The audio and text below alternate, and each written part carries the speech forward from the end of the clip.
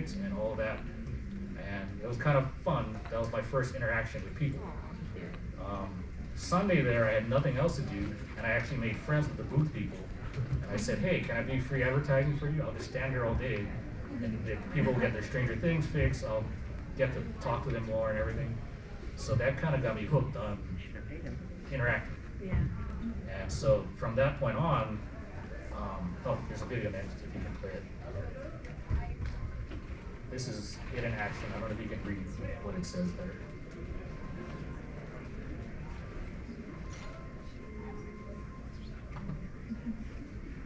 And I forgot what I spelled anyway, so. Oh yeah, so I did use it for Christmas because it's Christmas like. So yes. Anyway, continuing on. This was the off-site experience. That was me taking my wall, riding the bike, standing with the actual wall, and taking a picture with the really good cosplay group. Yeah, that's fun. So, this is the arcade up there, correct? Yep. So, staying on the Stranger Things thing, because I love Stranger Things, I'm an 80s kid, grew up in the arcade, and once they showed season 2, first episode, kids playing on their, on the game, like, I want to do that now. I mean, I always wanted a video game at my house. I go to Comic Cons, I'm like, maybe I can do both together. And I totally stepped out of the box because, as you can see, I decided to, again, continue building with PVC to try to make an arcade game portable. Again, I'm from Hawaii, so this all has to fit in my suitcase.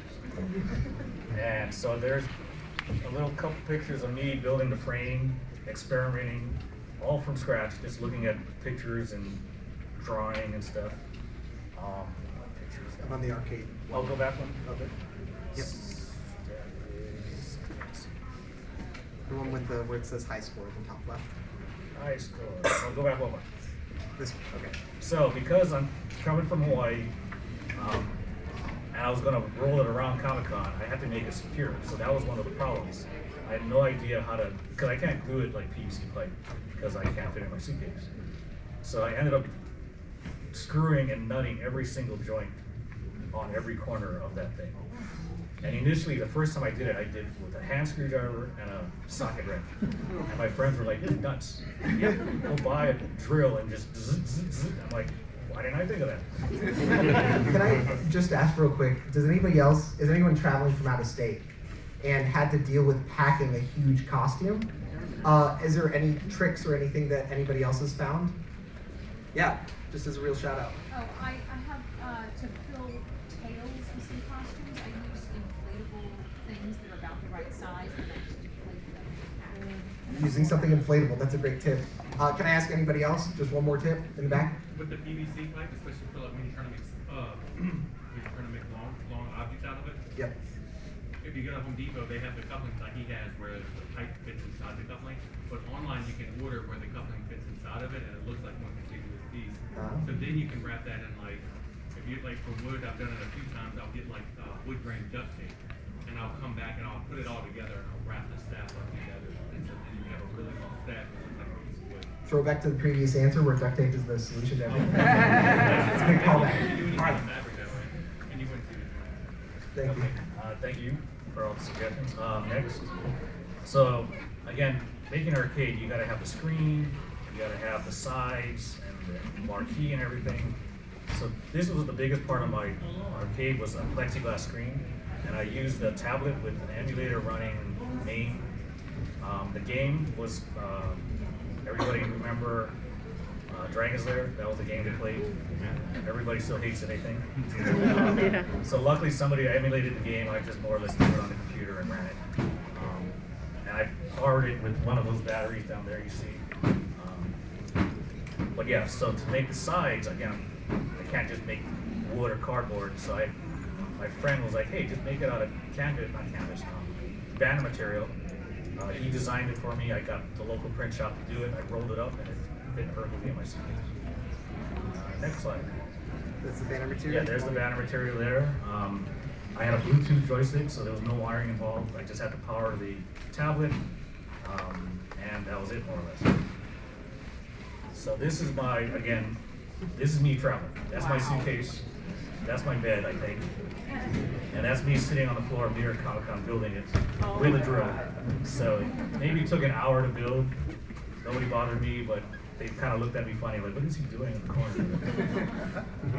And so next, this is me at various cons. That first one, I'm in the parking lot of San Diego. That was the worst time ever. I was 2 hours sweating with my handheld screwdriver and socket. That's when my friends made fun of me. Second one was New York Comic Con. That's with the drill. And the next one, actually, this is the interactive part because besides playing with regular people that enjoy playing with me, the Capcom booth randomly stole me to have their zombies play me as Resident Evil. And they were like, and then one guy hit me too hard, and the other guy was like, don't hit him too hard. I'm like, stay in character. Keith, can I ask you a quick question about all of us? So when you're doing this, you have to figure out like where you're going to set yourself up and then have a bunch of people coming around you. In this case, it looks like the crowd found you. Well, a couple times I was a fire hazard. So they told me to get out of the aisle or find a corner or a wall that nobody was really bothering me. So you got to be cognizant of the fire exits when you're building a crowd. Emily, I'd love to ask you, how did you figure out when you were going to do the performance, where you were going to do each piece and showing off? We kind of just posted up at the Marriott and the Hyatt, the most like popular hotels, just in the main lobbies because it was the most space. Last year we posted up in one of the skywalk things, and that was kind of a bad idea, but it was fine. We didn't get in trouble, but that was probably a fire hazard too. But yeah, we just kind of just posted up where the most people were, and just people just crowded me wherever. Did you have a hard time finding like a place to plug in, that kind of thing? No, the music came from just a handheld box my mom played off on the side. Yeah. Great idea. Yeah, what The rotator was a battery, so we didn't plug in. How did you turn it on and stuff? Because I know sometimes you'd be stationary and turn it on. It was a remote. Yeah, it was a remote. Yeah, my mom had everything. I had nothing, and I just stood there, and she did the remote, and she played the music at the same time.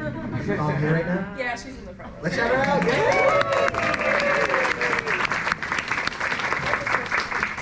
Did you ever get nauseous? Like, you know, I'm older. I remember the SNL with Will Ferrell spinning around and everything, and getting nauseous while he's doing things on a rotating.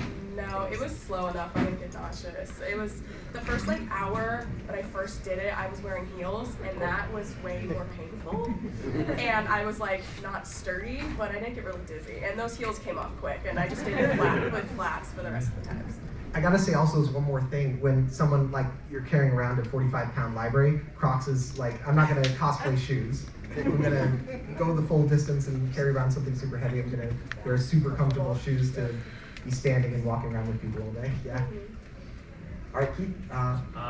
What's next? Oh, so again, interacting again with you guys I love it because I get all the jokes. I mean, people get to reminisce about the old games we used to play at the arcades, how much they hate trying to rescue Princess Daphne and all that stuff. But I also got to get extra special interaction with celebrities, as you can see. The first one is there's Topanga. She actually came off the stage, asked me for a photo. And they're not supposed to interact like that. You're supposed to pay for the photo and talk. You know. I was like, this is the best Comic-Con ever. What just happened? And then I was in shock. I'm still in shock because, you know, that's not supposed to happen. I got into the Funko booth free in New York because of the costume. I got some free Funko.